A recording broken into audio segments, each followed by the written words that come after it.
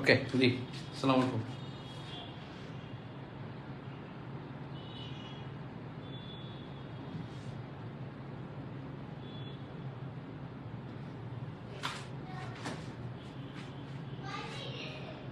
ওকে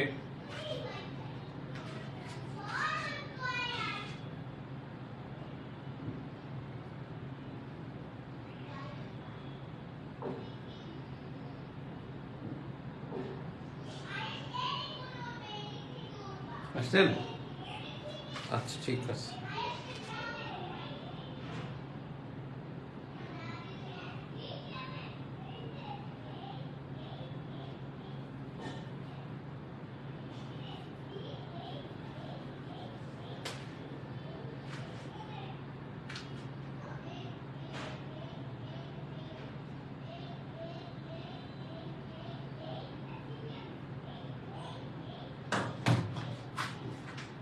ওকে, flood বা বন্যা, আপনারা দেখছেন আজকে বন্যা হচ্ছে এবং এই কারণেই আজকে বন্যা টপিকটা রেখেছি সুন্দর, মানে বিষয়টা বোঝার জন্য। বেসিক্যালি বাংলাদেশ হলো ভাটির দেশ। বাংলাদেশ হলো ভাটির দেশ।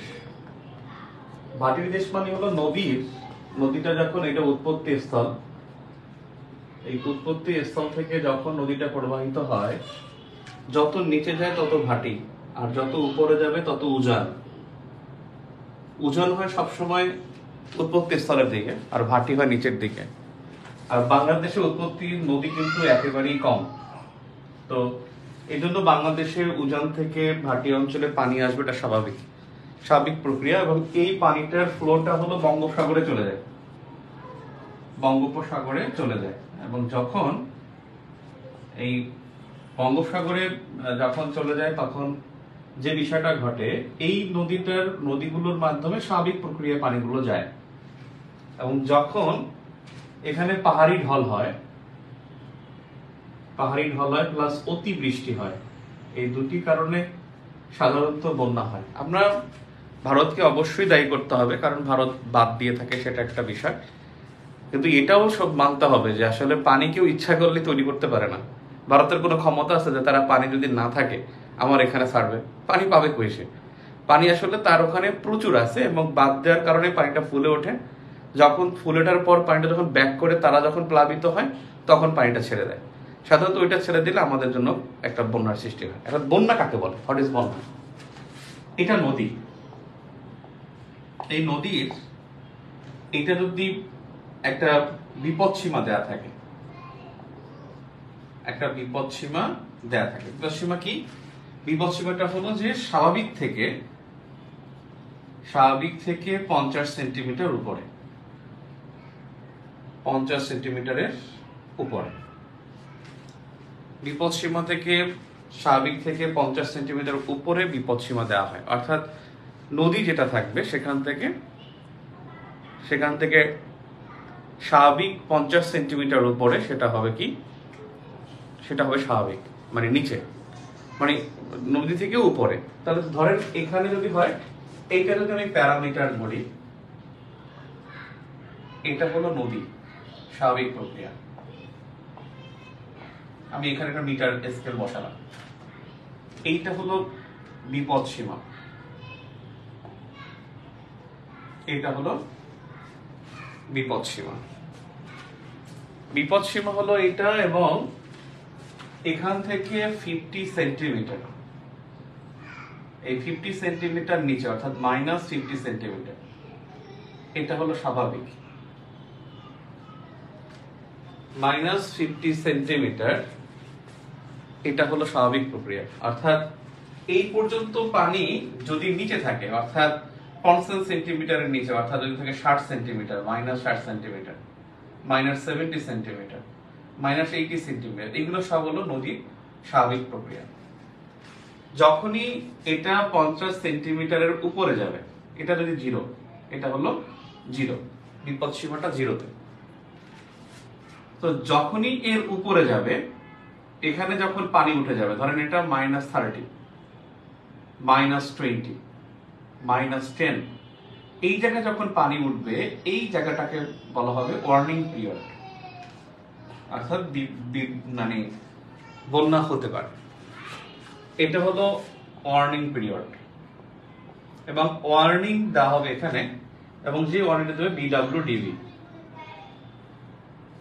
বিডব্লিউডিবি যারা হলো বন্যা সতর্কীকরণ প্রতিষ্ঠান, বন্যা সতর্কীকরণ প্রতিষ্ঠান,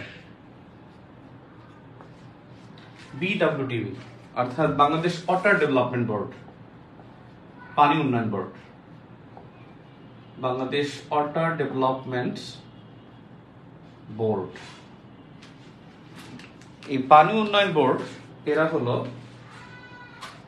পানি উন্নয়ন বোর্ড বন্যা সতর্কীকরণ প্রতিষ্ঠান।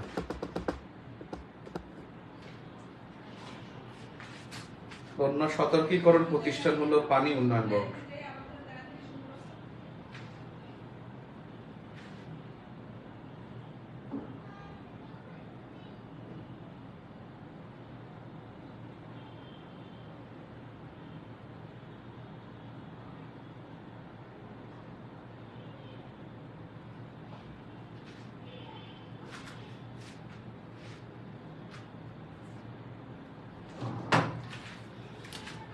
এর এটা হলো flood forecasting and warning centre.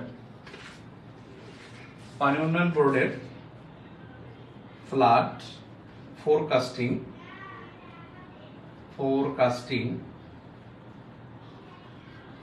And flood forecasting and warning centre, অর্থাৎ পানি উন্নয়ন বোর্ডের একটা প্রতিষ্ঠান, সেটা হলো flood forecasting and training centre. এরা হলো বন্যার সতর্কীকরণ প্রতিষ্ঠান, যারা যে বিপদ সীমা থেকে 50 সেন্টিমিটার যখন থাকবে তখনই এটা হবে ওয়ার্নিং পিরিয়ড। যখনই এই লেভেলে পানিটা চলে আসবে, এর উপরে চলে যাবে বা এই লেভেলে যখন আসবে তখন তাকে বলা হবে ফ্লাড, তখন তাকে ফ্লাড বলা হবে। তার মানে নদীর যে স্বাভাবিক প্রবাহ থেকে 50 সেন্টিমিটার উপরে পানি উঠলে তখন তাকে বলা হবে বন্যা। আর যদি 50 সেন্টিমিটারের মধ্যে পানি থাকে তখন এটাকে বলা হবে বন্যা সতর্কীকরণ, একটা নোটিশ দিবে যে আসলে বন্যা হতে পারে, আপনারা সবাই প্রস্তুতি গ্রহণ করুন। আর যেটাকে বলা হয় সিভিয়ার ফ্লাড, ধরেন এটা 100 সেন্টিমিটার অথবা বলতে পারি 1 মিটার। এই 1 মিটার যখন হবে তখন এটাকে বলা হবে সিভিয়ার ফ্লাড, অর্থাৎ ভয়াবহ বন্যা। ভয়াবহ বন্যা হলো যখন 100 সেন্টিমিটার উপরে পানি উঠবে। বাংলাদেশের ইতিহাসে এ পর্যন্ত 134 সেন্টিমিটার পানি উঠছে 2017 সালে, এবং এই বন্যাটার নামই ছিল বড় বন্যা, যেটা 1998 এবং 1988 এই দুইটাতেই কিন্তু বন্যার লেভেলটা ছিল কিন্তু 112 সেন্টিমিটার এবং 87 সেন্টিমিটার। 1999 সালের এই বন্যাটা ছিল কিন্তু 112 সেন্টিমিটার। 1999 সালে যেটা ছিল এটা ছিল 112 সেন্টিমিটার আর এটা ছিল 87 সেন্টিমিটার, কিন্তু এখানে মানুষ মারা গেছে বেশি, মৃত্যু বেশি হয়েছে 1988। 1974 সালের বন্যাটা এটাও কিন্তু অনেক বড় বন্যা ছিল, এটাও বড় বন্যা ছিল, এটা অলমোস্ট 100 সেন্টিমিটার ছিল 1974-এ। আমাদের কিন্তু বন্যার দিক থেকে ওটা ছিল মানে 117 সেন্টিমিটার, মানে সবচেয়ে ভয়াবহ বন্যা কিন্তু বড় বন্যা যেটা উচ্চতার দিক থেকে সেটা হলো 134 সেন্টিমিটার, সেটা হলো আপনার 2017 সালে। কিন্তু সেই বন্যাটাকে বিট করেছে 2024। ইউ নেভার নো যে 2024 সালের যে বন্যাটা এইটা 137 সেন্টিমিটার পশুর নদীতে, পশুর নদীতে এটা হলো 137 সেন্টিমিটার। কথা কি বুঝতে পারছি? পশুর নদী ফেনীতে যেটা এখন হচ্ছে 137 সেন্টিমিটার, দ্যাট মিনস 2017 সালের 134 সেন্টিমিটারকে অলরেডি আমি একটু আগে দেখলাম যে এটা বিট করেছে। দ্যাট মিন এটা এক্সিড করে এখন কিন্তু এটা 137 সেন্টিমিটার। বিষয়টা হলো যে 2017 সালে এত উচ্চতম বন্যা হয়েছে, তাহলে মৃত্যু কেন 88 সালের বন্যায় বেশি? মৃত্যু বেশি কিন্তু 88 সালের বন্যায়, কিন্তু 98 বন্যাও কিন্তু একসাথে বড় ছিল, কিন্তু এখানে কিন্তু মৃত্যু ঝুঁকি কম। কারণ এই 1988-এ একটা প্রকল্প গ্রহণ করা ফ্লাড অ্যাকশন প্ল্যান। এই যে ফ্লাড অ্যাকশন প্ল্যান গ্রহণ করা হয়, এই ফ্লাড অ্যাকশন গ্রহণ করা 1988-এ বন্যার পরে এরশাদ সরকার, তারপরে কিন্তু বন্যাটা মানে আমাদের প্রশমন করাটা একটু সহজ ছিল। এই বন্যা প্রশমন করার কারণে আমাদের মানে প্রশমন করার জন্য এই পরিকল্পনা গ্রহণ করার কারণে বন্যা প্রশমনটা হয়েছে। কমেন্টগুলো আমি দেখতে পাই না কেন?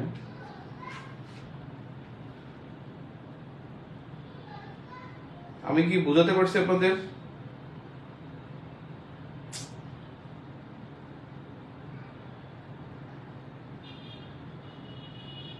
না, 19-এর বই এখন আর পড়ার দরকার নাই, আপাতত পড়া লাগবে না। এই কারণে 2017 সালের বন্যায় কিন্তু বেশি ঝুঁকি হয়নি, 98 সালের বন্যায় কিন্তু বেশি মৃত্যু হয় নাই, 88 বন্যায় মারা গেছে বেশি।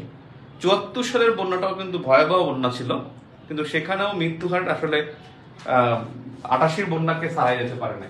88 বন্যাটা একটু বেশি মারাত্মক হয়েছে, মানে দীর্ঘস্থায়ী হয়েছিল, অনেক সময় হওয়ার কারণে 88 বন্যাটা বেশি মানুষ মারা গেছে।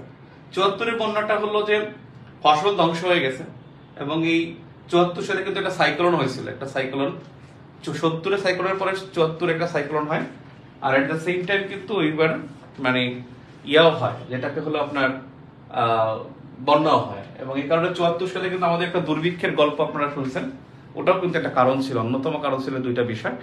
আর এট দ্য সেম টাইম ওই সময় একটা কারণ ছিল যে বাংলাদেশকে ইন্ডিয়া প্রচুর সাহায্য করতো, 71 সালেও সাহায্য করছে, কিন্তু ইন্ডিয়া সাহায্যের পিছনে অনেক গল্প আছে, সেটা তো আপনারা জানেনই, এখন তো বুঝতেই পারছেন। তো ওখানে 74 সালে কিন্তু আমাদেরকে ইন্ডিয়া সহ যারা মানে বিশেষ করে অস্ট্রেলিয়া, কানাডা আমাদের কিছু সাহায্য করেছিল, রাশিয়া, ওরা আবার আমাদের সাহায্যটা বন্ধ করে দেয়। কারণ 74 সালের ফেব্রুয়ারি মাসে বাংলাদেশ ওআইসির সদস্যপদ লাভ করে। ওআইসির সদস্যপদ লাভ করার কারণে যারা আসলে অন ইসলামিক দেশগুলো, তখনকার মেন্টালিটি অন্যরকম ছিল, এখনকার মতো এতটা উদার ছিল না। কারণ ওআইসি হয়েছে কিন্তু 1969 সালে একটা প্রেক্ষাপটে, আরব ইসরায়েলের যুদ্ধের প্রেক্ষাপটে কিন্তু 1969-এ ওআইসি হয়। তখন ওআইসিতে যখন বাংলাদেশ জয়েন করে, তখনই বাংলাদেশ কিন্তু একটা পার্ট অফ মুসলিম নেশন, এবং এই কারণে কিন্তু অনেক দেশ বাংলাদেশে সাহায্য করেনি, বিশেষ করে সোভিয়েত ইউনিয়ন সাহায্য করেনি। সোভিয়েত ইউনিয়ন তো এমনও করতো না, কারণ ওখানে মলোটভ প্ল্যান এবং মার্শাল প্ল্যান, দুইটা প্ল্যানের মাধ্যমে যুক্তরাষ্ট্র ন্যাটোকে নিয়ে ব্যস্ত ছিল, আর ওয়ারশো প্যাক্ট নিয়ে ব্যস্ত ছিল হলো সোভিয়েত ইউনিয়ন। তো এই কারণে ওই 74-এর দুর্ভিক্ষের সময় বাংলাদেশ আসলে দুইটা দেশকেই কিন্তু পায়নি, একেবারেই পায়নি। কারণ আরেকটা বিষয় ছিল যে অপারেশন সি অ্যাঞ্জেল পাঠিয়েছিল, বঙ্গবন্ধু রিসিভ করতে পারেন নাই, কারণ বামপন্থী যে মনোটভ প্ল্যানের যে বামপন্থী দলগুলো, তারা কিন্তু এই বাংলাদেশে তারা বিক্ষোভ করতো। মনোটভ প্ল্যানের মানে ইয়াই ছিল, মানে বেসিকটাই ছিল যে এখানে কি করা যাবে না, তার মানে পশ্চিমা সাহায্য গ্রহণ করা যাবে না। তখন বঙ্গবন্ধু বলতে বাধ্য হয়েছিল যে আমরা পশ্চিমা যে বাঘের হাত থেকে বাঁচার জন্য সিংহের মুখে পড়তে পারি না, এরকম একটা তার উক্তি আছে। এবং সেই কারণে 74-এর দুর্ভিক্ষটা একেবারে অনিবার্য হয়ে যায়, একেবারে অনিবার্য হয়ে যায়। তো 17 সালে একটা বন্যা, 17 সালে কিন্তু আমাদের জন্য একটা বিশাল ইয়া হয়েছে। আপনারা জানেন 17 সালে কিন্তু আমাদের যে বন্যাটা হয়, এই বন্যার কারণে কিন্তু আমাদের হাওরের 7টি জেলায় আমাদের সবচেয়ে বেশি উৎপাদন হয় বোরো ধান, এবং বোরো ধানটা কিন্তু হয় সাধারণত হলো আপনার হাওর অঞ্চলে, এবং বোরো ধান ধ্বংস হয়ে যায়। 17 সালে দেখবেন আপনি সার্চ দিলেই পাবেন যে পাহাড় ধস হয়েছিল, পাহাড় ধস হয়ে মনে হয় 300-র উপরে মানুষ মারা গিয়েছিল পার্বত্য অঞ্চলে এবং সিলেটে। এবং 17 সালে কিন্তু আরেকটা ঘটনা ঘটে, আমাদের বাংলাদেশে 10 লাখ রোহিঙ্গা আসে, 10 লক্ষ রোহিঙ্গা 17 সালের আগস্ট থেকে আসা শুরু হয়, আগস্টের 27 তারিখ থেকে 27 আগস্ট থেকে আসা শুরু হয়। এবং 17 সালে কিন্তু আমাদের জন্য বিপর্যয় ছিল, তারপরেও আল্লাহ রহম করছে যে আমাদের দুর্ভিক্ষ 17 সালে হয় না। সবাই ভেবেছিল যে দুর্ভিক্ষ মাস্ট, অনিবার্য কিছু একটা হবে। তো শেষ পর্যন্ত একটু রক্ষা পেয়েছি, মানে আল্লাহ রক্ষা করছে আর কি। তো বেসিক্যালি এখন যে বন্যাটা এটা কিন্তু আসলে রেকর্ড ছাড়াবে। কালকে আই থিঙ্ক এটা বড় বন্যা হিসেবে স্বীকৃতি পাওয়ার একটা পথে মানে চলে গেছে, পথে চলে গেছে।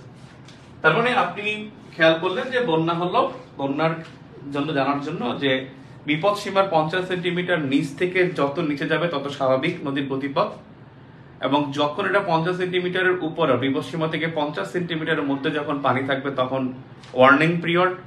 যখনই এটা শূন্য মানে বিপদ সীমা যেটা শূন্য থেকে টাচ করবে উপরে যত যাবে তত বন্যা।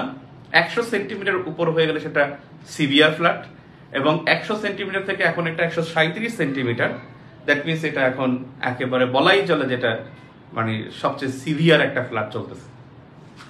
এই চারটা বিষয় আমরা বুঝতে পারলে এখন একটা বিষয় হলো যে আসলে বন্যাটার পানি যে পানির যে আপনি কোন জায়গায় বিপদ সীমাটা হবে। বিপদ সীমার জন্য কয়েকটা পয়েন্ট আছে। বিপদ সীমা পয়েন্ট নদী বা বিপদ সীমা 1 নম্বরে হলো বাহাদুরাবাদ পয়েন্ট যেটা জামালপুর যমুনা নদীতে নদীর বাহাদুরাবাদ পয়েন্টে এটা হলো বিপদ সীমার 1 নম্বর, যেখান থেকে বিপদ সীমাটা চিহ্নিত করা হয়। 2 নম্বর এটা হলো হার্ডিঞ্জ ব্রিজ কুষ্টিয়া, এটা পাবনা কুষ্টিয়ার মাঝে এই ব্রিজটা, পদ্মা নদী। 3 নম্বর পশুর নদী যেটা ছাগলনাইয়া, এই জায়গাটায় ছাগলনাইয়া ফেনী। 4 নম্বরে হলো সুরমা নদী,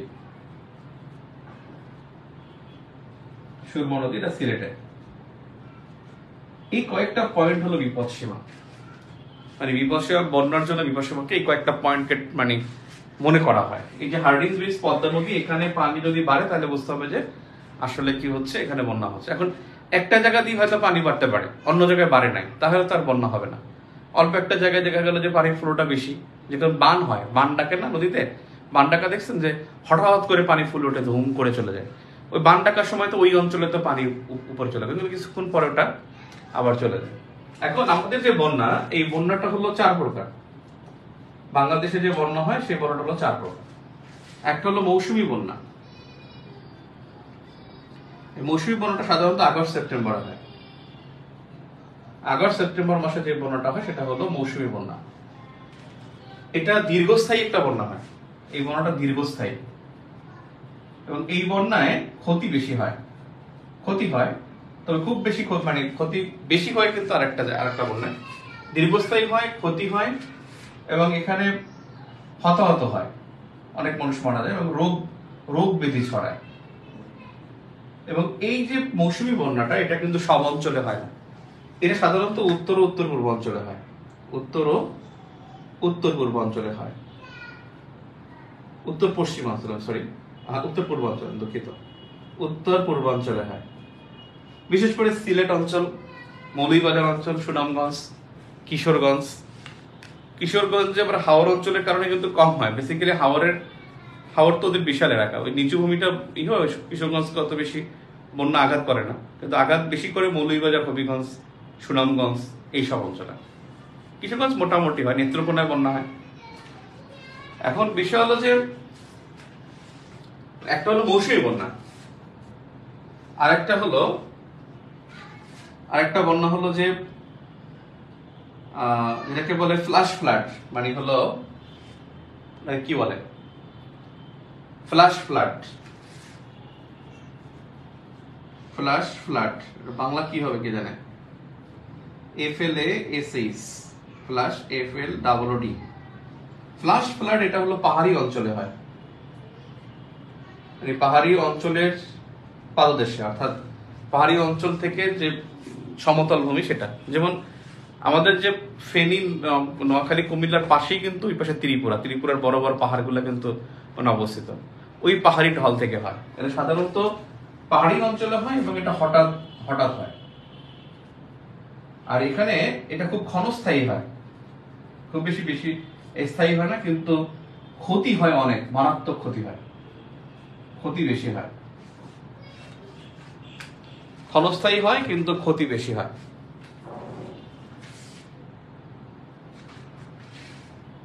ক্ষতি বেশি হয় এখানে। 3 নম্বরে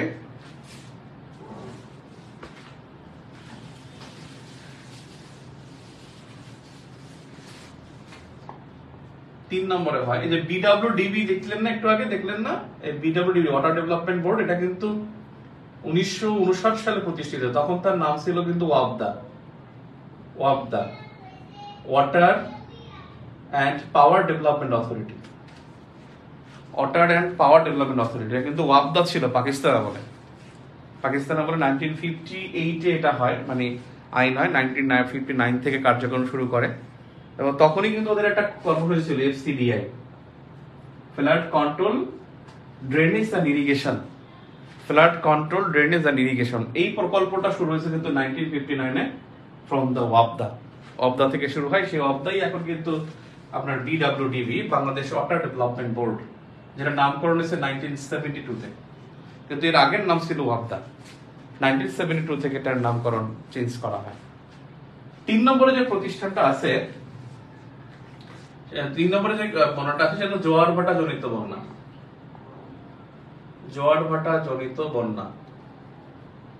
এবং এই বন্যাটা হয় সাধারণত উপকূলীয় অঞ্চলে। এই 3টা বন্যাই ছিল এই রিসেন্টলি, অর্থাৎ 2019-20 সালে, তখন এটাকে আরো 2টা বন্যা, মানে আরো একটা বন্যার নামকরণ করা হয় বা প্রকারভেদ করা হয়। সেটা হলো সাইক্লোন জনিত বন্যা বা জলোচ্ছ্বাস জনিত বন্যা। সাইক্লোন বা জলোচ্ছ্বাস জনিত বন্যা।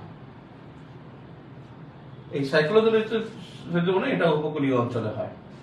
এবং এইটা হয় কি যে, মানে এখানে জোয়ারভাটা জনিত যে বন্যা, এটা সাধারণত অমাবস্যা পূর্ণিমায় হয়, এই সময় হয়ে থাকে। আর এইটা যে সাইক্লোন জনিত বন্যা, ওই সাইক্লোনের সময় হয়, তখন পানি ঢুকে পড়ে, বের হতে পারে না, লবণাক্ত পানির কারণে ফসলের ক্ষয়ক্ষতি হয়ে থাকে। এইগুলো 4 ধরনের বন্যা বাংলাদেশে দেখা দেয়। তাহলে আমরা দেখলাম বন্যা কখন কখন হবে সেটা দেখলাম। এরপরে দেখলাম আমরা আসলে বন্যার মধ্যে এই বছরের বন্যাটা 137 সেন্টিমিটার, এটা সবচেয়ে ভয়াবহ বন্যা। বন্যা পূর্বাভাস কেন্দ্র দেখলাম। আমরা দেখলাম বিপদ সীমার পয়েন্ট গুলা দেখলাম, যে বাহাদুরাবাদ পয়েন্ট, যেটা জামালপুরে যমুনা নদীতে, হার্ডিঞ্জ ব্রিজ কুষ্টিয়া পদ্মা নদী, পশুর নদী, সুরমা নদী, এগুলো সাধারণত হলো বিপদ সীমার সিলেক্ট করা হয় ওখান থেকে, যে এটা বিপদ সীমার মধ্যে আছে কি নাই। এখন অন্তত আসলে বন্যার কারণটা কি, বাংলাদেশের বন্যার কারণ কি?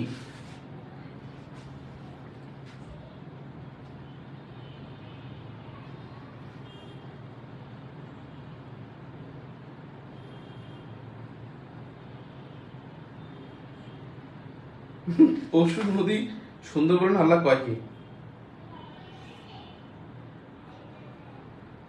আরে পশুর নদী তো সুন্দরবনে, ঠিক আছে, এটা তো মংলায়। আল্লাহ রে, আমি পশুর নদী লিখছি, এটার নামটা হলো পরশুরাম এলাকা, সরি। আহারে আল্লাহ রে, কেমন লাগে, কোনটা নিয়ে গেছিলাম, সরি ভাই।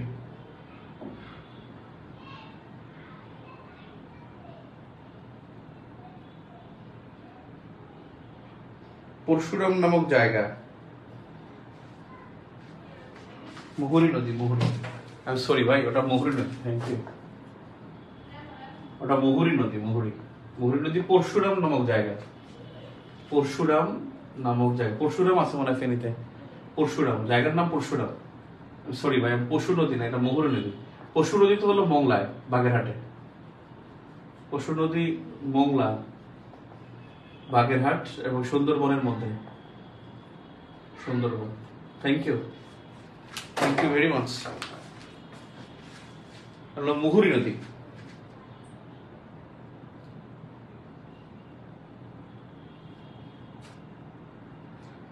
তারপরে হলো যে ফ্ল্যাশ ফ্লড আকস্মিক বন্যা, হ্যাঁ রাইট, আকস্মিক বন্যা, রাইট, ওকে। আমি এত কনফিউজ হয়েছি, আগের বার লাইভে আসছি দেখেন এমপি নাহিম হোসেনের মধ্যে লাইভ লেখা, আমি মনে করছি আমার আইডিতে ঢুকছি, অথচ ওখানে গ্রুপে ফেসবুকের যে সিস্টেম,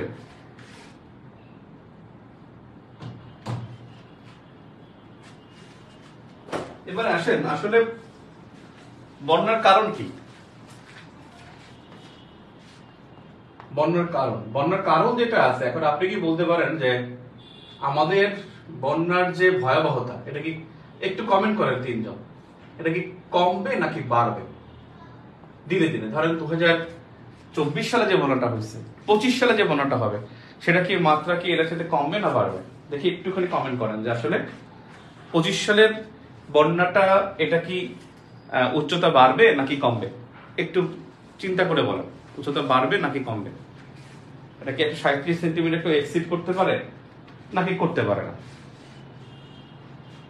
একটু বলেন তো দেখি।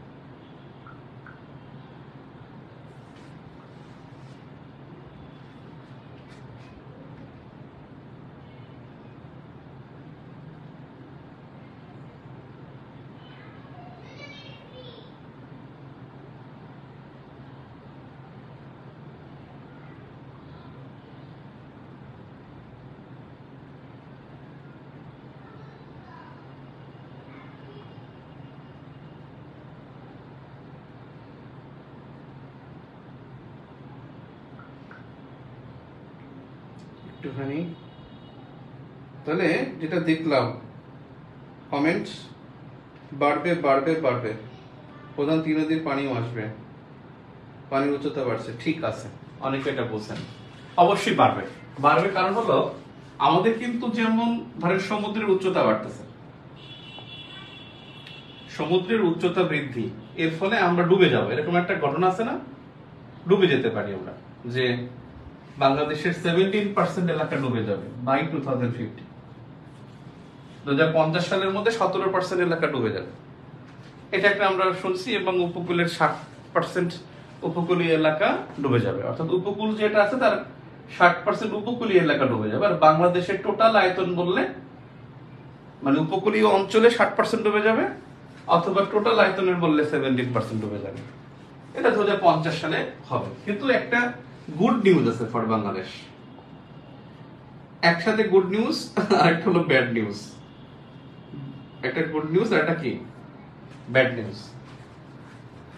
এখানে মানে ইসে আছে ভালো সুন্দর সুন্দর ছোট ছোট ইন্ডিয়ান 2টা ছেলে, আপনারা দেখছেন কিনা, ওরা খুব মানে ফান ভিডিও করে, ওরা হলো জিজু নাম মনে হয়, জিজু, খুব চমৎকার, এত চমৎকার ভিডিও করে ওরা। তো গুড নিউজ আর ব্যাড নিউজ মনে পড়ছে, একই সাথে গুড নিউজ আর একটা bad news. Good news that আমাদের নদীর তলদেশ উঁচু হচ্ছে, আমাদের নদীর তলদেশ উঁচু হচ্ছে। আপনি দেখবেন প্রচুর চর জাগতেছে আমাদের, দেখবেন প্রচুর চর। চর কাকে বলে? চর আর দ্বীপের মধ্যে পার্থক্য কি? চর আর দ্বীপ পার্থক্য কি কে বলতে পারবেন? একটু কমেন্ট করেন তো, আমি 3-4টা কমেন্ট দেখবো যে চর কোনটা দ্বীপ কোনটা। এই চর জাগতেছে, এটা আমাদের জন্য গুড নিউজ, কারণ আমাদের একই সাথে কৃষি জমি বাড়তেছে, নদী তলদেশ ভরাট হয়ে মানে তলদেশ উঁচু হচ্ছে। কারণ একটু উঁচু না হলে তো আমরা সমুদ্রের সাথে মিলতে পারবো না, সমুদ্র যদি বেশি উঁচু হয়ে যায় তাহলে পানির ফ্লো আমাদের দিকে চলে আসবে, তখন লবণাক্ত পানি প্রবেশ করবে। আর তলদেশ ভরাট হয়ে উঁচু উঁচু হয়ে গেলে কি হবে? একটুখানি আমরা উঁচু হবো আর কি। এখন বিষয় হলো এটা একটার সাথে গুড নিউজ আর ব্যাড নিউজ হলো, এর ফলে কি হচ্ছে? নাব্যতা হারাচ্ছে, নাব্যতা কমছে। নাব্যতা কমলে মানে কি আসতেছে? বন্যা অনিবার্য হচ্ছে, একটু তো বুঝতে পারছি মনে।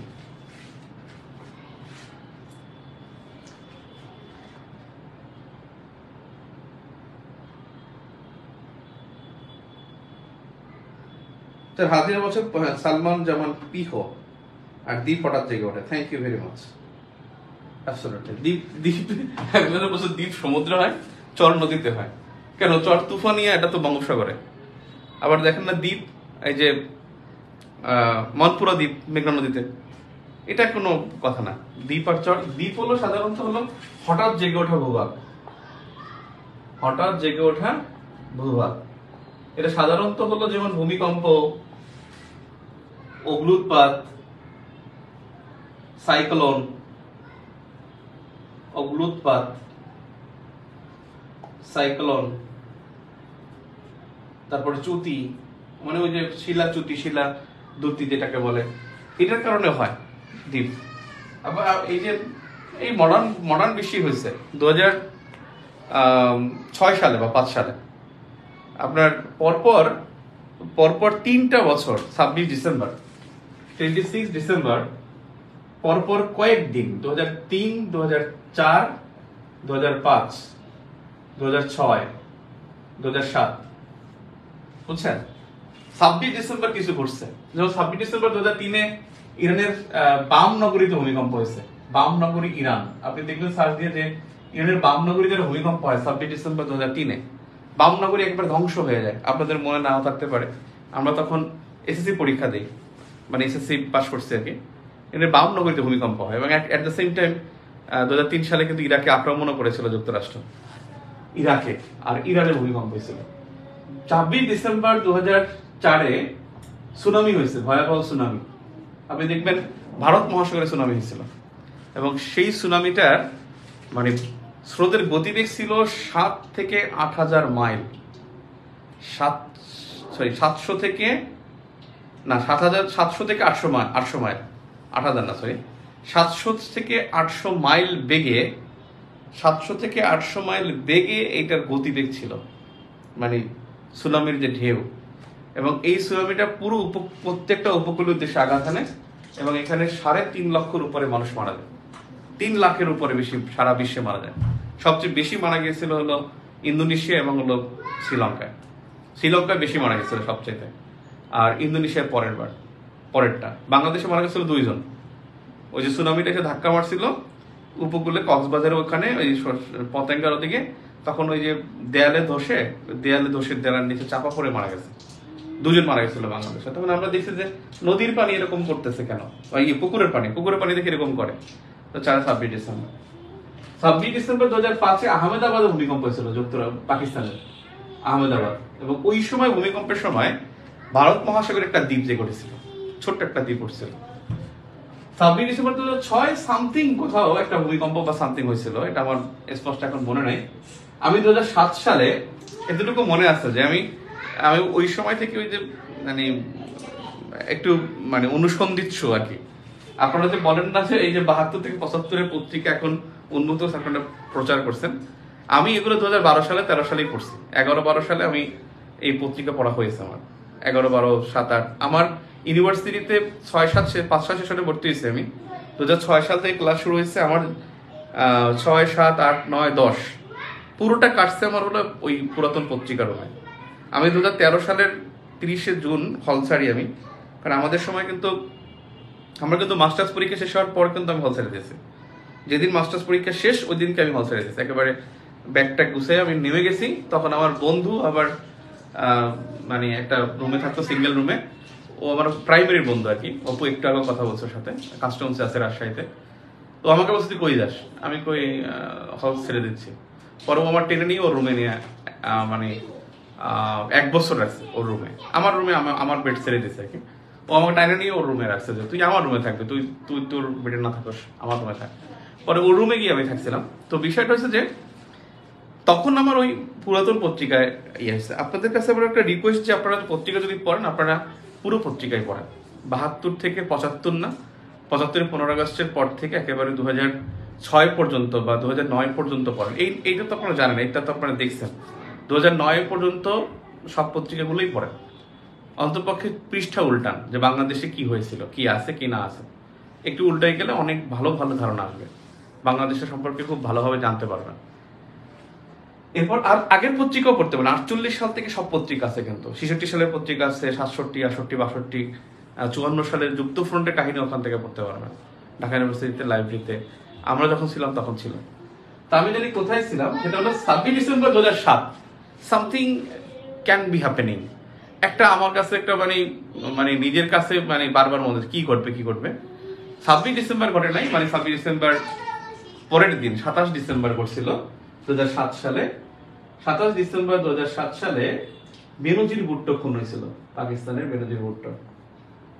এই বেনজির ভুট্টো খুন হয় এবং বিশ্বাস করেন আমি বেনজির ভুট্টো যে খুন হবে আমি বলবো যে এর পাকনাম নয়। আমি তখন ইউনিভার্সিটিতে ফার্স্ট ইয়ারই, ওল্ড ফার্স্ট ইয়ার আমি, বা হ্যাঁ ওল্ড ফার্স্ট ইয়ার। তো আমাদের সময় ওই সেশন যাচ্ছিল। তো আমি তখন বেসিক্যালি পত্রিকা পড়তে পড়তে আমার কাছে মনে হয়েছে যে বেনজির ভুট্টোর খুনের নিউজটা তো পাইতে হবে, মানে মন থেকে বলতেছে যে বেনজির ভুট্টো খুন হবে।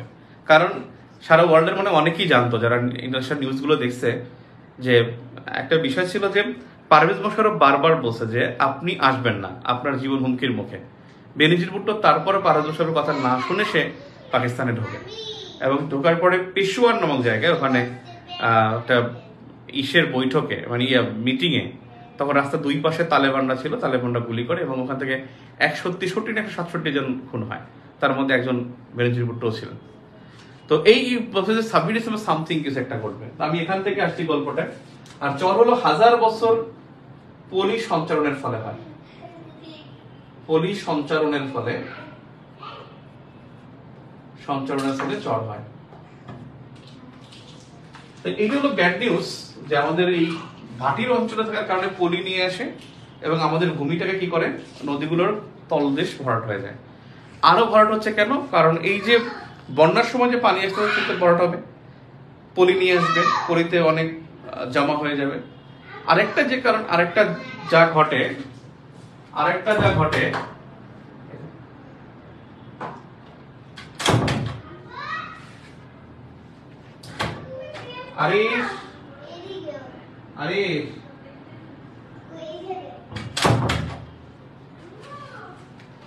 আরেকটা যেটা হয় মানে সেটা হলো যে আমাদের কিন্তু নদীর নাব্যতা শুকিয়ে গেছে কেন? কারণ অনেকগুলো বাঁধ নির্মাণ হয়েছে। এই বাঁধ নির্মাণের ফলে কি হচ্ছে, ওখান থেকে আমাদের কিন্তু মানে শুষ্ক মৌসুমে আমাদের পানি আসে না। তাহলে পানি না আসলে তো নাব্যতা না থাকলে তো এটা ভরাট হবেই। আলটিমেটলি এটা কি হবে, তলদেশ থাকবে না, মানে নদীর তলদেশটা ভরাট অটোমেটিক হয়ে যাবে। মানে ভরাট হবে কি, মানে যেটা হলো যে নাব্যতা না থাকার কারণে ফ্লো তো থাকতেছে না। আপনার ওই স্রোত যত বেশি ভাঙে তত বেশি, দেখেন না, এটাও কিন্তু মানতে হবে। তো যার ফলে আমাদের বন্যার আশঙ্কা দিন দিন বাড়বে।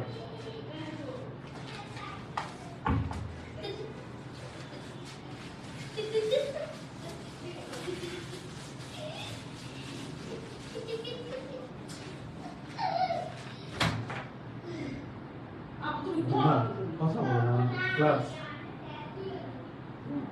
আরিশ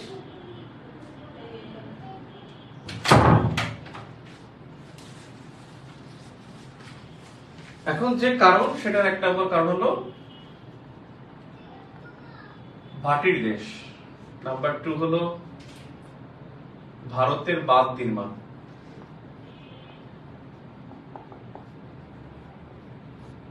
এই ভারতের যে বাঁধ নির্মাণ, এই কাহিনীটা কি দেখেন। বাঁধ নির্মাণে একটা হলো যে আমাদের ভারত থেকে আসা 53টি নদীতে, ভারত থেকে আসা 53টি নদীর মধ্যে 30টি নদীতে 3000 প্লাস বাঁধ, 3000 প্লাস বাঁধ আছে। এই বাঁধ বেসিক্যালি বিভিন্ন ভাবে বিভিন্ন নামে দেয়। এই পানি সংরক্ষণ করে তারা বিদ্যুৎ উৎপাদন করে, ক্যানেল নির্মাণ করে, ব্যারাজ নির্মাণ করে। তারপরে দেখা যায় আন্তঃনদী সংযোগ প্রকল্প আছে একটা, সেটা একটা কারণ। আরেকটা হলো যে এই বাঁধের ব্যাপারে যে ব্রহ্মপুত্র নদ, এই ব্রহ্মপুত্র নদ কিন্তু বিশ্বের মধ্যে নবম বৃহত্তম নদী ও 15তম দীর্ঘতম নদী। এই ব্রহ্মপুত্র নদে 12টি 12টি বাঁধ, ব্রহ্মপুত্র নদে আছে 12টি বাঁধ ভারতের অঞ্চলের মধ্যে। এটা কিন্তু মানে দীর্ঘতম যে, এটা 4টা দেশ অতিক্রম করে আসছে। একবার চীন থেকে আসছে, চীন থেকে ভুটানের কিছু অংশ, এরপরে সেখান থেকে আসছে ভারতে, সেখান থেকে পতন হলো বাংলাদেশে। বাংলাদেশে এর প্রধান শাখার কিন্তু নাম যমুনা, বাংলাদেশের প্রধান শাখার নাম হলো যমুনা। এই যে ভারতের বাঁধ নির্মাণ, এটা একটা ফ্যাক্ট। একটা হলো ভারতের যে আন্তঃনদী সংযোগ প্রকল্প, আন্তঃনদী সংযোগ প্রকল্প, এটা হলো ভারতের প্রকল্প 1997 এর একটা প্রকল্প, 1997 সালের একটা প্রকল্প। এই আন্তঃনদী সংযোগ প্রকল্পটা কিন্তু আমরা অনেকে বুঝি না। আন্তঃনদী সংযোগ প্রকল্প হলো, ধরেন এটা বাংলাদেশ,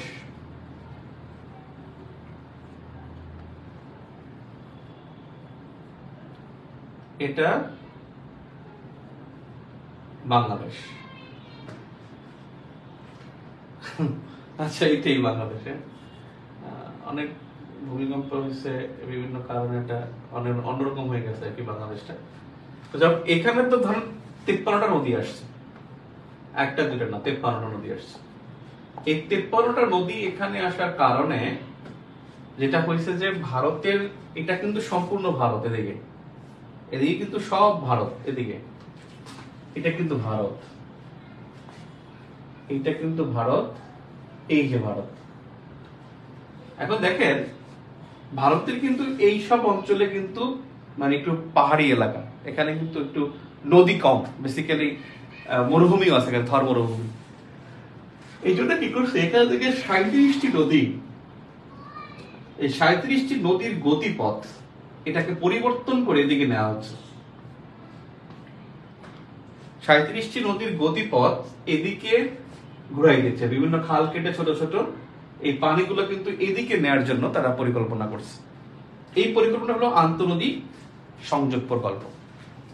এই যে বাঁধের ক্ষেত্রে সবচেয়ে গুরুত্বপূর্ণ যে 3টা বাঁধ, একটা হলো ফারাক্কা বাঁধ, একটা হলো তিস্তা বাঁধ, আর একটা হলো আপনার ফারাক্কা বাঁধ, তিস্তা বাঁধ, আর একটা হলো টিপাইমুখ বাঁধ।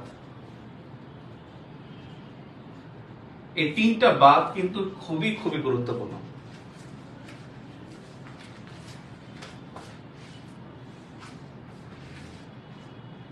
নদ আর নদীর মধ্যে পার্থক্য কি একজন প্রশ্ন করছেন। পুরাতন পত্রিকাগুলো কোথায় পাবেন? ঢাকা বিশ্ববিদ্যালয় কেন্দ্রীয় লাইব্রেরিতে পাবেন, ন্যাশনাল আর্কাইভসে পাবেন, জাতীয় আর্কাইভসে পাবেন, পাবলিক লাইব্রেরিতে পাবেন। পাবলিক লাইব্রেরিতে এখন কাজ করতেছে, বিশাল প্রজেক্ট। পাবলিক লাইব্রেরি এখন বিরাট পাবলিক লাইব্রেরি প্রজেক্ট ছিল, কাজ চলতেছিল, কবে হয় আল্লাহ জানে। তো এই পাবলিক লাইব্রেরিতে পাবেন, সেন্ট্রাল লাইব্রেরি ঢাকা ইউনিভার্সিটিতে পাবেন, আর আগারগাঁওতে ন্যাশনাল আর্কাইভসে পাবেন। ওখানে আপনার পরিচয়পত্র সবকিছু জমা টমা দিয়ে তারপরে নিতে হয়, তারপরে এটা নিতে হয়। মানে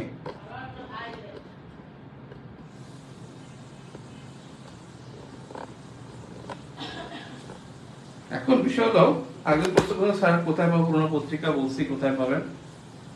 এরপরে একজন প্রশ্ন করছেন বর্তমান সময়ে দেশে হওয়া কোনো অঞ্চলের বন্যা ভারতে বাদের জন্য হচ্ছে, আর কোথায় বৃষ্টির জন্য হচ্ছে যদি একটু বলতেন। নদ আর নদীর মধ্যে পার্থক্য কি? একটা বিষয় হচ্ছে যে সস্তা একটা কথা আছে সমাজের, একটা সস্তা কথা, যেমন আজকে সস্তা কথা যে শেখ হাসিনা থাকলে বন্যা হবে, শেখ হাসিনা ভারতে আছে, সে বলবে পানি ছেড়ে দিবে, এগুলো সস্তা কথা, সস্তা জনপ্রিয় কথা। আমি কখনোই সস্তা কথা বলি না, সস্তা জনপ্রিয় কথা বলি না। আমাকে অনেক গালিগালাজ করেন আপনারা কমেন্টে, আমি জানি আপনার লেভেল ওইটা, আপনি চিন্তা করেন ওইভাবে, তা আপনি আমাকে গালি দিবেন, স্বাভাবিক। আর এখন প্রচুর ব্লগ দিচ্ছি, মানে একটু কমেন্টে এটা এদিক সেদিক করলে দেখি যে আসলে এর কাছ থেকে তো আমি কিছু শিখতে পারবো না, খামাখা আমি উনি আসলে গালিগালাজ করবে কেন। তো বেসিক্যালি আমি জনপ্রিয় কথা বলি না, মানে স্রোতের অনুকূলে বলি না, আমি বলি যেটা ব্যতিক্রম থাকতে পারে সেটা। আপনি দেখবেন সবসময় আমার এটা দেখবেন, খেয়াল করলেই বুঝতে পারবেন। একটা বিষয় হলো যে এটা সস্তা কথা, যে ভারত পানি ছেড়ে দিচ্ছে, আমাদের এখানে বন্যা হচ্ছে, এটা মানুষ খাবে, পাবলিক খাবে। আরেকটা বিষয় হলো যে শেখ হাসিনা বলছে ছেড়ে দিতে, এটা কেমন কথা? মানে কেমনে বলেন আপনারা একটা মাস্টার ডিগ্রি কমপ্লিট করা, মানে কেমনে আপনারা বলেন, কোন মাথা থেকে আপনাদের এটা আসে যে বুঝি না। আমার এক ছোট ভাই বলছে যে আমি সাম্প্রদায়িক হতে চাই। আমাদের সাম্প্রদায়িক হতে চাও, তুমি যে আসলে সাম্প্রদায়িক হতে চাও, তুমি তো নরেন্দ্র মোদী নিজেও তো সাম্প্রদায়িক। আমরা তাকে বোকা দিই না? সে কিন্তু সাম্প্রদায়িক সম্পর্কে জানে না, স্টাডি নাই। আমি তাকে চিনি, সে মাস্টার ডিগ্রি হোল্ড করা, সে জীবনে একটা পত্রিকা পড়ে নেই, জীবনে একটা পত্রিকা ডিপলি পড়ে নেয়। তার মানে এর কথা বাতাস। বেসিক্যালি হলো যে 17 সালে বন্যা হলো কেন, 22 সালে হলো কেন, 23 সালে হলো কেন? সেটা তখন কি শেখ হাসিনা বলছে আমাদের পানি দেন? এটা কি সে বলছে যে আমাকে পানি দেন, আমরা বন্যা আমরা নাচবো? এটা কখনই, এটা ইচ্ছাকৃত ভাবে কখনই করা যায় না। বেসিক্যালি হলো যে ভারতের কিন্তু ওখানেও কিন্তু এখন বন্যা হচ্ছে, পশ্চিমবঙ্গে বন্যা হচ্ছে, বিহারে বন্যা হচ্ছে, ত্রিপুরায় বন্যা হচ্ছে। আপনারা দেখেন, একটু খোঁজ নিয়ে পারবেন ওখানে। সমস্যাটা হলো ওরা যে বাদ দিয়ে রাখে, বাদ দেওয়ার ফলে নিজেরাও ক্ষতিগ্রস্ত হয়। এই যে আন্তঃনদী সংযোগ প্রকল্প, এটা কিন্তু বাস্তবায়ন হতে পারে না, এটা কিন্তু এই মেঘালয়, আসাম, ত্রিপুরা ওদের কারণে। কারণ ওরা কিন্তু এখানে মামলা করছে, মামলা করার কারণে পুরোপুরি বাস্তবায়ন করতে পারে না। কারণ এই পানি যদি এদিকে নিয়ে যায় তাহলে ওরাও তো ক্ষতিগ্রস্ত হবে, ওরাও কিন্তু ক্ষতিগ্রস্ত হচ্ছে। বেসিক্যালি দেখেন বন্যা হয় কেন, এই রকমের দেখেন একটা উন্মুক্ত নদী, উন্মুক্ত নদীতে সে কি বাদ দিয়ে পানি কি করে? উন্মুক্ত নদীতে বাদ দেয় কখন? এই নদীতে যখন বাদ দেয়, এই বাঁধের একটা বড় কারণ হলো দুইটা।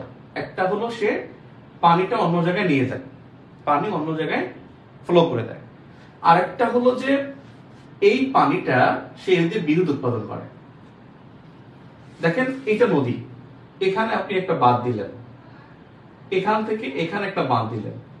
আলটিমেটলি এই যে বাঁধ দেওয়ার ফলে পানিটা এখানে ফুলে উঠলো, এখানে অল্প একটু ফাঁকা রাখলেন, এই যে পানিটা ফুলে ওঠে, ফুলে ওঠার পর এখানে কিন্তু পানিটা খুব জোরে প্রবাহিত হয়, এখানে পানিটা জোরে প্রবাহিত হয়। এখানে একটা টারবাইন থাকে, যত বেশি পানি জোরে পড়ে তত বেশি এটা ঘুরতে থাকে, যত বেশি ঘুরে তত বেশি এখানে জেনারেটর থাকে, তত বেশি ইলেকট্রিসিটি জেনারেট হয়। অর্থাৎ বিদ্যুৎ উৎপাদনের জন্য কিন্তু এইটা করে। এখন এই পানির ফ্লোটা কোন দিকে যাবে? যখন এটা খুব দ্রুত প্রবাহিত হয়, এটা কিন্তু কন্ট্রোল করতে গেলে এখানে পানি দ্রুত পড়বে না। যদি কন্ট্রোল করতে চান যে না পানি এখান থেকে দ্রুত পড়বে না, মানে পানিটা এদিকে যাবে না এদিকে যাবে, আলটিমেটলি এটা করতে গেলে কিন্তু পানির ফ্লোটা দ্রুত হবে না। তখন কি হয়, পানিটা যেদিকে যায়, ওর ইচ্ছা মতো যেদিকে যায় সেখানে কিন্তু প্লাবিত হয়। আর যেদিকে এই ফ্লোট পানিটা থাকে, যে সাইডে যায় না, এটা কিন্তু মরুভূমি হয়ে যায়। কথা বুঝতে পারছি? তখন এখানে কিন্তু মরুভূমি হয়ে যায়। আলটিমেটলি কি করে, যখন এটা খুব বেশি পানির ওভারফ্লো হয়ে যায়, এখানে ওভারফ্লো হয়ে গেলে এখানে এইগুলো ছেড়ে দিতে বাধ্য হয় বা ছুটে যায় এবং তখন প্লাবিত হয়। ভারত বাদ দিছে, এটা অন্যায়।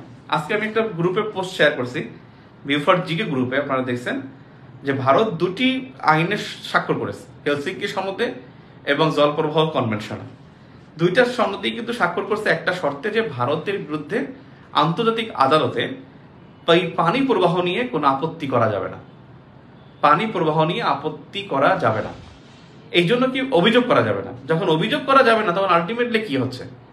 আলটিমেটলি হচ্ছে যে ওর বিরুদ্ধে অভিযোগ করতে পারবো না, ওই ইচ্ছা মতো বাদ দিবে। এবং সে অনেক বাদ দিয়ে আমাদের যে মানে 3000 বাদ দিয়েছে বিভিন্ন জায়গায় ছোট ছোট। যেমন আমাদের এখানে কিন্তু একটা, এই জায়গায় কিন্তু আমাদের কি আছে, পদ্মা নদী। এই পদ্মা নদীর এখানে 11 মাইল দূরে এখানে কিন্তু বাদ দিছে ফারাক্কা বাঁধ। এই ফারাক্কা বাঁধ দেওয়ার ফলে তারা বাঁধটা দিছে কেন? ফারাক্কা বাঁধ দিছে যে এখানে যে পানিটা আছে সেই পানিটাকে তারা অন্য নদীতে নেবে, এবং এই যে খাল সেটার নাম হলো ফিডার খাল। এর নাম হলো কি? ফিডার খাল। 26 কিলোমিটার একটা দৈর্ঘ্য। এই ফিডার খাল দিয়ে পানিটা নিচ্ছে হলো হুগলি নদীতে। হুগলি, এই হুগলি নদীর তীরে এখানে কিন্তু কলকাতা অবস্থিত। হুগলি নদীর তীরে এখানে কলকাতা অবস্থিত, কলকাতা বন্দর, কলকাতা বন্দরের সমুদ্র বন্দর। এই কলকাতা বন্দরের আর একটু উপর হবে, মানে এখান থেকে মানে বেশি আবেগে 26 কিলোমিটার মানে 260 কিলোমিটার বানাই হয়েছে। এই কলকাতা বন্দরের নাব্যতা তৈরি করার জন্য তারা এখানে কি দেয়, নাব্যতা তৈরি করার জন্য এখানে তারা বাদ দেয়, এই 26 কিলোমিটার থেকে এখানে নেয়। এই জন্যই কিন্তু গঙ্গার পানি বন্টন চুক্তি হয়েছে। এই গঙ্গার পানি বন্টন চুক্তি যেটা, এই চুক্তি হয় 1996 সালে 30 ডিসেম্বর। 26 সালের 30 ডিসেম্বর এটার মেয়াদ শেষ হয়ে যাবে। 26 সালের 31 ডিসেম্বর মেয়াদ, 30 ডিসেম্বর মেয়াদ শেষ হবে। এই পানি চুক্তি হয়, এই চুক্তিটা বাস্তবায়ন হচ্ছে না, এইটা হলো ভারতের খামখেয়ালি। ভারতের এখানে প্রচুর খামখেয়ালিপনা আছে, কিন্তু এটা আপনি বলবেন না যে ভারত আমাদেরকে ডুবাই দিচ্ছে। একটা জিনিস আমি বলি, আমার কথাটা আপনি মেসেজটা বুঝতে পারেন না, অনেকে বলতেছেন যে ভাই মনে হয় ভারতের দালালি করতেছে। আমাদের দালালি শব্দটা আপনাদের খুব সস্তা শব্দ। ব্যাপারটা হলো কি, দেখেন আমার কিছু নাই, আমি কিন্তু তারপরে আমাকে বলতে হবে কি আমার অনেক কিছু আছে। আমি ক্ষতিগ্রস্ত হচ্ছি, কার কারণে হচ্ছে তাকে বুঝতে দেওয়া যাবে না। যদি আমি আপনার কারণে ক্ষতিগ্রস্ত হই, আপনি যদি বুঝতে পারেন, আমি যদি বুঝাই, আলটিমেটলি কিন্তু আপনার সাহস বাড়বে, আপনি তখন মজা নেবেন। এই জন্য যা সেটাকে গায়ে লাগানো যাবে না। বাংলাদেশের অর্থনীতি কি আছে না আছে সেটা বিষয় না। অর্থ উপদেষ্টা বলছে যে বাংলাদেশের জিডিপি ভালো আছে, জিডিপির অনুপাতে ঋণ এটা কোনো ব্যাপার না। এইটা যে বলছে, এইটা যে অর্থ উপদেষ্টা বলছে, এইটা হলো ডিপ্লোমেসি। কারণ এটা বললে কি হবে, ব্যবসায়ীরা মানে কি হবে, খুশি হবে। এটা বলার ফলে বিনিয়োগকারীরা উদ্বুদ্ধ হবে। এটা বলার ফলে বিদেশি মানে আমাদের ইম্পোর্ট এক্সপোর্ট, এটা আমাদের ফ্লোটা স্বাভাবিক থাকবে, এবং আমাদেরকে নিয়ে যারা চিন্তা করে তারা খুব নির্ঘুম থাকতে পারবে। বাংলাদেশ নিয়ে, বাংলাদেশের অর্থনীতি ভালো আছে এটা জানলে প্রবাসীরাও খুশি হবে, তারাও এখানে লেনদেন করতে চাইবে, ব্যাংকে লেনদেন করতে চাইবে।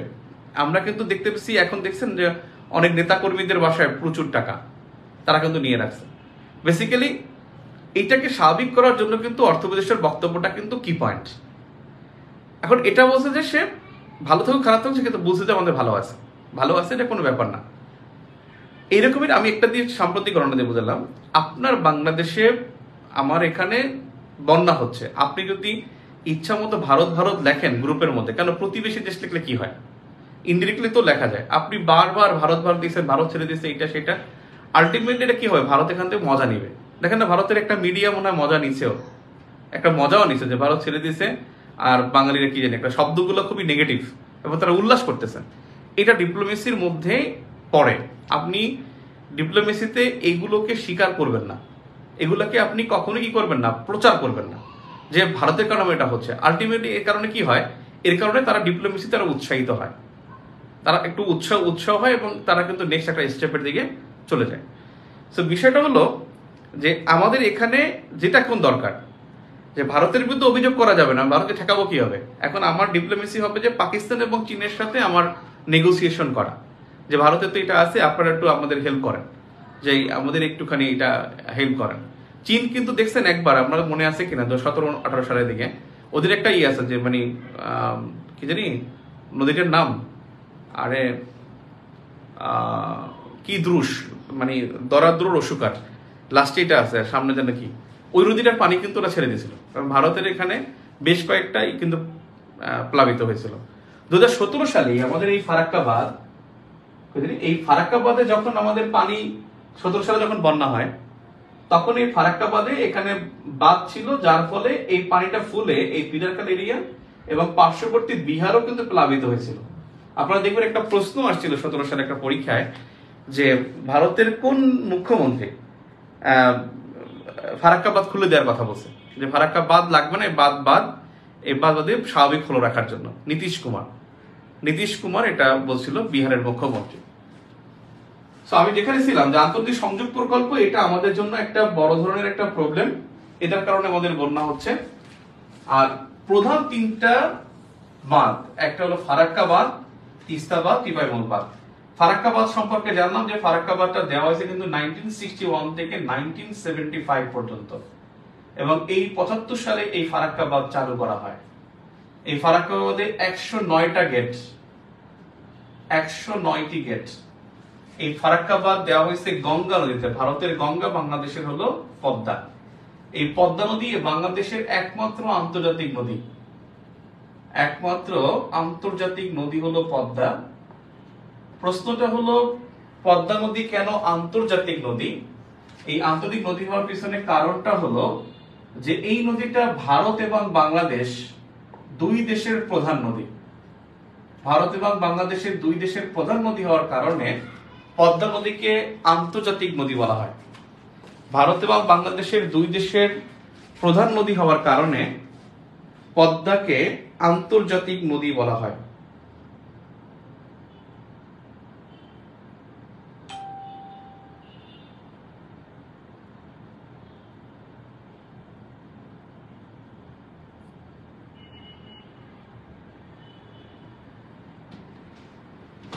একজন বলছেন বাঁধ আর ব্যারেজের মধ্যে পার্থক্য কি? বাঁধে হলো পানি থাকবে না, পানি গেট কপাট থাকবে, কপাটটা আটকাই দেবে। আর ব্যারেজে হলো নিচ দিয়ে পানি যেতে পারবে। এরপরে কোন জায়গায় দিয়েছিলাম? হ্যাঁ, ফারাক্কাবাদে এখানে মনে রাখবেন এই 61 থেকে 75 পর্যন্ত দেওয়া হয়। চালু হয় 75 সালে। 109টা গেট ছিল। গেট আর গঙ্গা হলো আন্তর্জাতিক নদী, ভারতের গঙ্গা, বাংলাদেশের পদ্মা, কারণ এটা দুইটাই বাংলাদেশ দুই দেশের প্রধান নদী। এই ফারাক্কাবাদের পানি ফিডার খাল দিয়ে হুগলি নদীতে নেওয়া হয় কলকাতা বন্দরে নাব্যতার জন্য। পানি বন্টন চুক্তি হলো 3 ডিসেম্বর 1996। 1996 সালে 3 ডিসেম্বর পানি বন্টন চুক্তি হয় 30 বছরের জন্য এবং এটা 2026 সালে মেয়াদ শেষ হবে। এই চুক্তিটা সঠিকভাবে বাস্তবায়ন হয়নি। এই চুক্তির যে শর্তগুলো, এই শর্তগুলো হলো যে যেখানে ভারত লাভবান হচ্ছে, শর্তগুলোতে ভারত লাভবান হচ্ছে। এইটাই আমাদের ডিপ্লোমেসির একটা উইক পয়েন্ট হলো যে এই চুক্তিটা আমাদের মানে স্বার্থের বাইরে হয়েছে। স্বার্থের বাইরে মানে কি, যে আমরা কিছু পানি পাবো, কিন্তু শর্তগুলো দেখেন যে শর্তগুলো খুবই অ্যামেজিং শর্ত। অ্যামেজিং শর্ত হলো যদি এখানে শর্ত হলো যে নাম্বার 1, যে যদি 70,000 কিউসেক পানি থাকে, 70,000 কিউসেক পানি থাকলে 35,000 কিউসেক পানি পাবে বাংলাদেশ। আপনি বললেন যে হ্যাঁ, খুব সুন্দর। মাপার পয়েন্ট দুইটা, একটা হলো ফিডার খাল আর একটা হলো ওই যে হার্ডিস ব্রিজ কুষ্টিয়া, যেটা পদ্মা নদী। এখানে দুইটা হলো মানে পয়েন্ট, যে পানি কতটুকু আছে সেটা দুইটা পয়েন্টে নির্দিষ্ট হবে যে এখানে এতটুকু পানি আছে। 70,000 কিউসেক পানি থাকলে 35,000 কিউসেক পানি পাবে কে? বাংলাদেশ। আর 35 পাবে কে? ভারত। আপনি তো খুশি যে আমরা মনে হয় সমান সমান পাবো। যদি এখানে 75,000 কিউসেক পানি থাকে, 75,000 কিউসেক যদি পানি থাকে, পানি থাকলে ভারত পাবে 40,000 কিউসেক। 40,000 কিউসেক পানি। তার মানে 75,000 হয়ে গেলে বাংলাদেশ পাবে তাহলে 35,000। 40 আর 35 75,000। ভারত 40,000 নিয়ে 5,000। এখানে আপনি মনে করতেছেন যে আপনি ঠকতেছেন। আরো বেশি ঠকতেছেন পরের শর্তে, যে 75,000 কিউসেকের বেশি পানি থাকলে, এর বেশি পানি থাকলে ভারত পাবে 40,000 কিউসেক। বাকি সব পাবে বাংলাদেশ। বাকি সব পাবে বাংলাদেশ। তার মানে যখন এখানে 75,000 এর বেশি হবে, যদি 1 লাখ কিউসেক পানি থাকে, তাহলে ওরা 40,000, আমরা 60,000। কথা কি বুঝতে পারছি?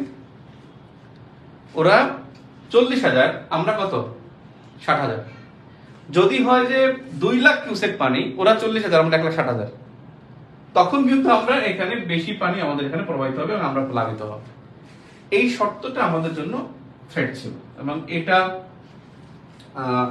নিয়ে অনেক লেখালেখি হয়েছে, অনেক বলা বলি হয়েছে যে এটা আমাদের স্বার্থের বাইরে ছিল।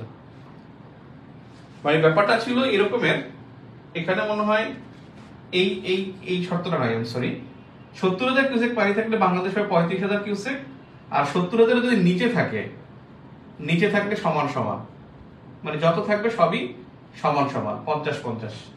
আর 70,000 কিউসেক থাকলে আমরা পাবো 35,000, ওরা পাবো 35,000, এটাও সমান সমান হয়ে যায়। আর 75,000, হ্যাঁ 70,000 এর বেশি হলে এটা 70,000 হবে, সরি, এটা 2 নম্বর পয়েন্টটা নাই। 70 এর নিচে হলে সমান সমান, 70 হলো 35,000 আর 70,000 কিউসেকের বেশি পানি থাকলে ওরা 40,000, বাকি সব আমরা 75 না, সরি 70,000। এই শর্তটা আমাদের জন্য একটা থ্রেটফুল শর্ত ছিল। এবং এই ফারাক্কা বাঁধের ফলে বাংলাদেশে শুধুমাত্র বন্যা হচ্ছে তা না, আমাদের কমপক্ষে এই দক্ষিণ পশ্চিম অঞ্চলের কমপক্ষে 30টি নদী তাদের নাব্যতা হারিয়েছে। এবং এই অঞ্চলের নদীগুলো বাওরে পরিণত হয়েছে। বাওর কাকে বলে? বাওর হলো যেই নদীটা হলো 8 থেকে 10 ফুট গভীর থাকে এবং এখানে প্রচুর শ্যাওলা জন্মে। এখানে মানে মাছ চাষ করা হয়, নদীর নাব্যতা থাকে না, স্রোত থাকে না, প্রচুর শ্যাওলা জন্মে থাকে। আর এই নদী কি নাই, স্রোত ধারা নাই, যার ফলে এই নদীগুলোকে বাওর বলা হয়। বাওর মানে হলো পুরাতন নদীর গতিপথ। বাওর হলো পুরাতন নদীর গতিপথ বা পুরাতন নদী, এটাই হলো বাওর। তাহলে এই নদীগুলো মরে গেছে। এরপর দেখি টিপাইমুখ বাঁধের কথা বলি। টিপাইমুখ বাঁধ হলো, এখানে হলো সিলেট,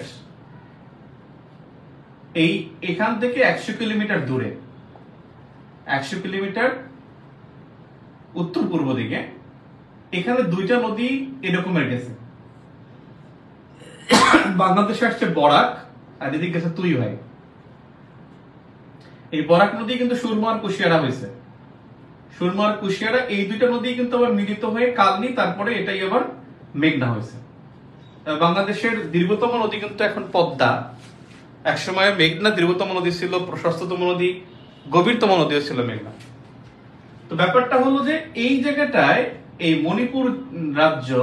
মণিপুর রাজ্যের টিপাইমুখ নামক জায়গা, এই টিপাইমুখ নামক জায়গায় এখানেই বাঁধ দিচ্ছে। ওই যে আমি যে বললাম, এই বাঁধ দিয়ে এখানে কি হচ্ছে, প্রচুর পরিমাণে পানি এখান থেকে পড়বে, তারপর এখান থেকে বিদ্যুৎ উৎপাদন করবে। একটা এই নদীর পানি যদি এদিকে চলে আসে তাহলে আমরা প্লাবিত হব, যদি এই বাঁধের ফলে পানিটা এদিকে চলে যায় তাহলে ওরা প্লাবিত, আমরা মরুভূমি। আমাদের এদিকে আসলে আমরা প্লাবিত, ওরা মরুভূমি। এই টিপাইমুখ বাঁধ যদি সম্পন্ন হয় তাহলে এটা আমাদের জন্য একটা বিগ থ্রেট। হয়তো আমরা মরুভূমি হবো, না তো প্লাবিত হব, পানি যদি একদিকে চলে যায় তাহলে। মানে এই মেঘনা যদি হয়, এই মেঘনা কিন্তু বাংলাদেশের প্রায় 30 ভাগে লাগায়। মেঘনা নদীর পানি বা মেঘনা অববাহিকা, এরা কিন্তু বাংলাদেশের 30 ভাগে লাগা, মানে এই অঞ্চলটা পুরোটা, এখান থেকে এদিকে একেবারে দক্ষিণ অঞ্চল পর্যন্ত, ভোলা টোলা সব, তাহলে 30% এলাকা কিন্তু ক্ষতিগ্রস্ত হবে। তিস্তা বাঁধ, এই তিস্তা বাঁধ নিয়ে তো ব্যাপক রাজনীতি। এখন আমরা তিস্তা পরিকল্পনা করতে চাইছিলাম, সেটা তো আর হবে না মনে হয়। তো তিস্তা বাঁধ, এখানে এই তিস্তা বাঁধ অনুসারে আমাদের একটা চুক্তি হয়েছিল, তিস্তা মৌ হয় 1983-তে, 1983 সালে, যেখানে বাংলাদেশের পাওয়ার কথা 48% পানি আর ভারতের পাওয়ার কথা হলো 52% পানি। বাংলাদেশ সেখানে পানি পাচ্ছে মাত্র 25% বা তার কম, 25% বা তার কম। এই জন্য তিস্তা চুক্তির জন্য 2011 সালে তিস্তা চুক্তির জন্য খসড়া হয়। তিস্তা চুক্তির খসড়া হয় 2011 সালে। তিস্তা চুক্তির খসড়া হয় 2011 সালে। তো বিষয়টা হলো যে এই বাঁধ, আন্তর্জাতিক সংযোগ প্রকল্প, তারপর যে আছে ভুগিযুগি কারণ, যেমন আপনার নাব্যতা হ্রাস, জলাবদ্ধতা, এগুলো মানে বোঝাই কারণ। নদীর তলদেশ ভরাট, তারপরে হলো আপনার ভাটিতে পানির প্রবাহ না থাকা, সমুদ্রের উচ্চতা বৃদ্ধি, এগুলো হলো অন্যান্য কারণ। মূল কারণ এই তিনটা, বর্তমানে এই তিনটা হলো মূল কারণ। এখন হলো যে প্রতিকারের জন্য করণীয় কি, প্রতিকারে করছে কি? প্রতিকারে আমরা কিন্তু 1 নম্বরে যেটা করছি, জেআরসি 1972, অর্থাৎ জয়েন্ট রিভার কমিশন, বন্যা মোকাবেলার জন্য 1972 সালে জয়েন্ট রিভার কমিশন করা হয়েছে। আলটিমেটলি এটার ফল এখন পর্যন্ত আমরা পাইনি। এফসিডিআই যেটা হয়েছে 1959-এ, এফসিডিআই মানে ফ্লাড কন্ট্রোল, অনেক আগেই হয়েছে এটা। Flood control, drainage and irrigation, drainage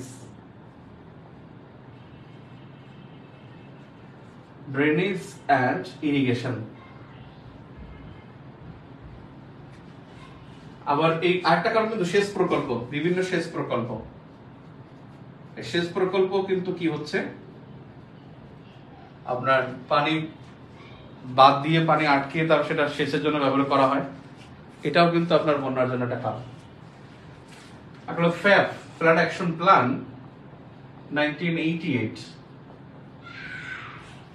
flood action plan, flood action plan.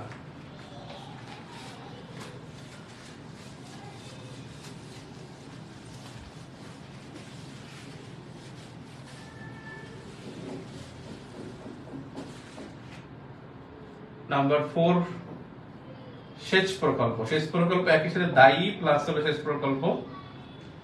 সেচ প্রকল্প এটা কিন্তু বন্যা মোকাবেলার কাজও, যেমন আপনার জিকে প্রজেক্ট।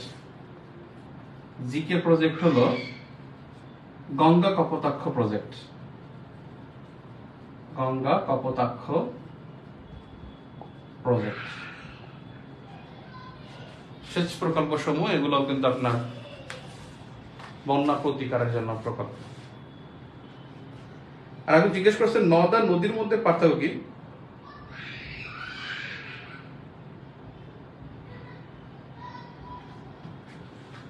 নদ আর নদী বেসিক্যালি হলো বাংলা ব্যাকরণের পার্থক্য। নদ আর নদী এটা বাংলা ব্যাকরণের পার্থক্য, ইংলিশে কোনো পার্থক্য নেই, ব্যাকরণগত পার্থক্য। আপনি দেখবেন নদী এবং নারী, নদী ও নারী বোঝায় এমন নামে দীর্ঘিকার হয়, দ্বিকার হয়। তার মানে নদী এবং নারী, নদীর সাথে নারীর একটা সম্পর্ক আছে, নদীর সাথে নারীর সম্পর্ক আছে। যেমন লাস্টে নদীর নামের শেষে যদি আ ই থাকে অর্থাৎ শূন্য বিভক্তি, শূন্য বিভক্তি হলে সেটা নদ হয়। আর আ ই এগুলো থাকলে, আ ই থাকলে সেটা হলো শূন্য বিভক্তি। যেমন হলো আপনার অ, উ, এগুলো হলো আপনার নদ হবে। যেমন দেখেন মনু নদ, মনু নদ, কংস নদ, কপোতাক্ষ নদ। অনেকে বলে যে যদি শাখা প্রশাখা না থাকে তাকে নদ বলে। আসলে ব্রহ্মপুত্রের প্রধান শাখা নদী কিন্তু যমুনা, সো এটা নদ ওই নিয়ম না। যেমন ব্রহ্মপুত্র, ব্রহ্মপুত্র নদ, তুরাগ নদ, সিন্ধু নদ, অসংখ্য নদ আছে। তুরাগ নদ, সিন্ধু নদ, বালু নদ, তিতাস নদ। আর দেখবেন এখানে আই আছে, সবগুলো কিন্তু নদী। যেমন মেঘনা, আ আছে। মেয়েদের নাম দেখবেন আ এবং ই আছে। আপনি দেখেন মেয়েদের নাম খুবই কম, যে শারমিন আক্তার, এটা কোনো মানে আ ই নাই। দেখবেন ফারজানা, সুমাইয়া, রূপাইয়া। যেমন আরিশের আম্মুর নাম আশা, আ আছে কিন্তু আ অথবা ই আছে, দেখেন দীর্ঘি অথবা আ, দুইটার মধ্যে একটা আছে।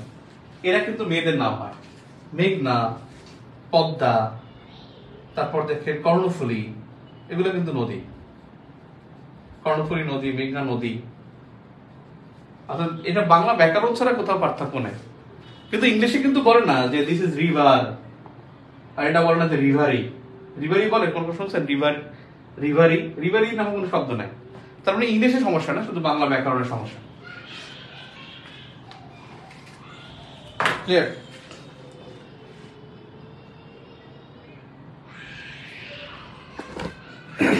না তাদের তো, তারা তো তাদের পানি আটকে রাখে না, তাদেরকে তো আমরা আন্তর্জাতিক আইনের মাধ্যমে আটকাতে পারবো না।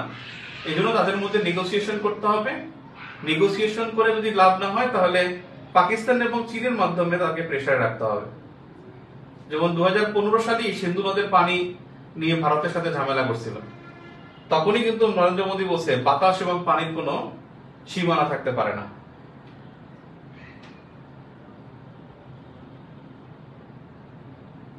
ইজি বিজি মানে ক্লাসগুলো এভাবেই নোট করবেন। আমি যখন বোর্ডে লিখি ওভাবেই আপনি লিখবেন। এবার তথ্য তো গল্প আকারে তথ্য এভাবেই লিখবেন, বাকিটা বই থেকে পড়ে পরীক্ষা দিবেন।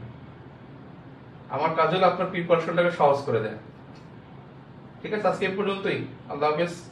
কালকে দেখা হবে, কালকে ইনশাল্লাহ 9:30টায়। কালকে ক্লাসটা হবে প্রথম অধ্যায়ের উপরই। আল্লাহ হাফেজ।